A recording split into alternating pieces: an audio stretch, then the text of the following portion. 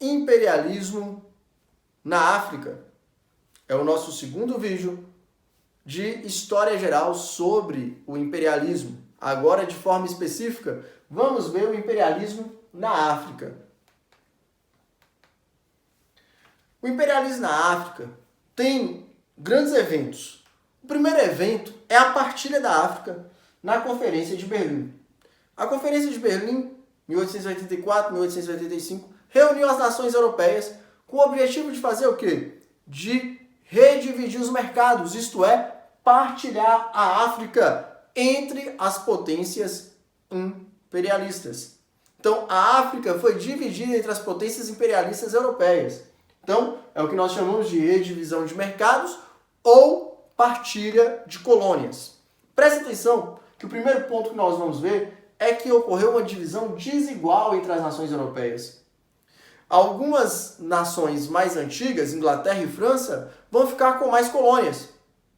Outras nações mais jovens que se unificaram durante o período imperialista, como Alemanha e Itália, vão ficar com uma quantidade menor de colônias. Então observem que essa distribuição desigual de colônias é uma das causas do que, meus queridos? É uma das causas das rivalidades imperialistas, das disputas imperialistas que vão culminar onde? Na Primeira Guerra Mundial. A Alemanha exige, nas vésperas aí da Primeira Guerra Mundial, exige uma redivisão de colônias, porque ela foi prejudicada na partilha durante a Conferência de Berlim. Segundo ponto, desrespeitou as organizações étnicas e políticas africanas. Grandes nações, como a nação árabe, ficou dividida. E grupos rivais ficaram dentro do mesmo território. De forma que já existiam rivalidades na África, mas essas rivalidades elas foram potencializadas pela divisão imperialista. Porque as nações imperialistas colocavam grupos rivais dentro das colônias e favoreciam o conflito entre esses grupos. Então, já existiam conflitos na África e eles foram catalisados, potencializados pela divisão imperialista. Então, presta atenção que grande parte da pobreza, grande parte das guerras civis que existiram no continente africano, no território africano, na década de 90, na década de 80, 90 e os anos 2000, são resultado do quê? São resultado da interferência europeia na constituição dos seus territórios. A Conferência de Berlim, então, deixou a África assim dividida. Observem que a Inglaterra, aqui de azul, e a França, aqui de vermelho, possuem uma maior quantidade de territórios. Observem que a Alemanha, vou ficar só com Namíbia, Tanzânia e Camarões, poucos territórios. Mas lembre-se que a Alemanha é uma grande potência e a quantidade de territórios que ela tem é muito pequena. Vamos ver também a Itália com a Líbia, Somália e Eritreia, que também é uma quantidade muito pequena de territórios.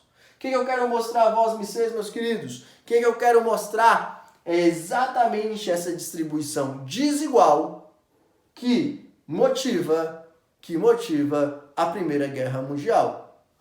Observe outro ponto, que a maior parte das fronteiras do continente africano são linhas retas, exatamente porque não obedece composição étnica, composição política do continente africano.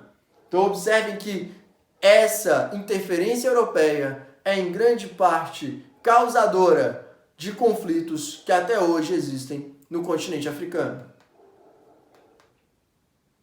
Outro grande evento foi a Grande Guerra Boer, ou Guerra dos Boeres, em 1899 a 1902. Os holandeses calvinistas foram os primeiros a colonizar a África do Sul, os chamados Boeres. Eles vão chegar à África do Sul em 1652, aquela época que os holandeses estavam invadindo territórios portugueses durante a União Ibérica. Lembrem-se disso, meus queridos. Os ingleses vão se interessar pelo sul da África e obrigam os boeres a migrarem para o interior. Observe então que em 1835 os ingleses desembarcam na África do Sul. Em 1835 os ingleses desembarcam na África do Sul e empurram os boeres para o interior, enquanto os ingleses ficavam no litoral. Contudo, em dois territórios boeres, Transvaal e a República de Orange, encontrou-se as maiores minas de diamante e ouro do planeta. O que é isso, meus queridos? Isso é uma riqueza inestimável até hoje. Os ingleses, interessados no ouro e diamante do sul da África, eles entram em guerra com os boeres, os holandeses calvinistas. Entre 1899 e 1902, boeres ingleses se enfrentam.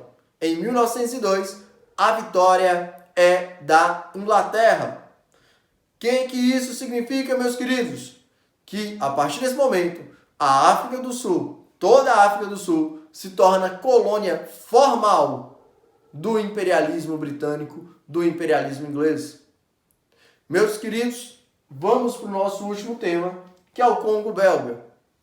O Congo belga era uma colônia pessoal do rei Leopoldo II da Bélgica. Não era uma colônia da Bélgica, era uma colônia pessoal do rei Leopoldo. O governo belga não se interessou pela colonização. O rei Leopoldo, então, assumiu o território do Congo belga como um domínio privado, propriedade privada sua.